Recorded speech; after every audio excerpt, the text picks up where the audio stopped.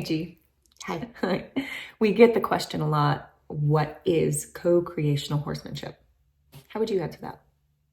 Okay, I want you to imagine that you're in a band, or for instance, Imagining. you're a dancer in a dance crew or an acting cast, for me in an ensemble, whichever. Okay, just imagine an art creating group of people. Right.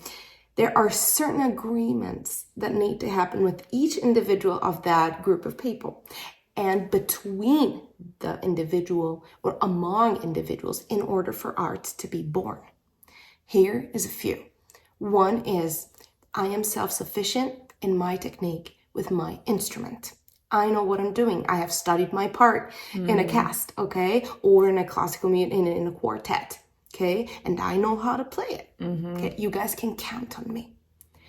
Second, I'm thinking of contact improvisation or dancing in pairs or dancing where Acro yoga, like any endeavor where you are bodies touching. Right?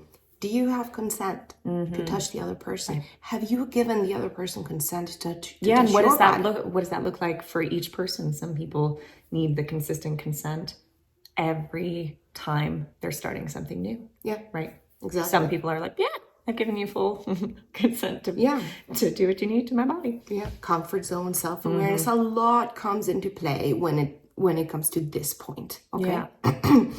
The other is, are you able to both solo and lead and do something new and take the rest of people to a whole new world with your art?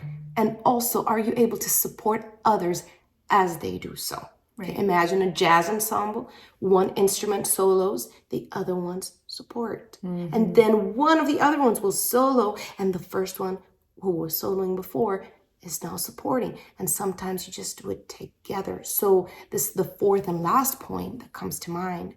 Are you able to read the room at such a deep level that even if you're playing saxophone and you can't speak, or you're playing drums and you can't wave your arms for the other members of the band to say, hey, actually, I have an idea, follow me. Everyone else is dropped into this felt sense space of active listening where you're not only making your art, but you're also figuring out what everybody else is trying to tell you with silent communication. So I totally get that. I totally get that in the context of all of the artistic endeavors that humans do. But what does this have to do with horsemanship? Well, there's so many parallels. It's exactly the same. Right. Well, do horses have a voice? Right. Can they actually say, excuse me, I have an idea? They cannot. Yeah, sometimes they nicker and that's very cute, but that's just not how they express themselves all the time. Right. When you're in the arena playing at Liberty, that's just not what they'll do. You gotta listen. You gotta actively listen. So this is, in a sense, helping humans figure out how to actively listen with their horses, take their horse's idea, enrich them, embellish on them, identify them, see them, and value them. Absolutely. And are you saying that that helps the relationship between the human and the horse? Well, imagine the oneness that happens in that band that we were talking about. So jokes right? aside, right?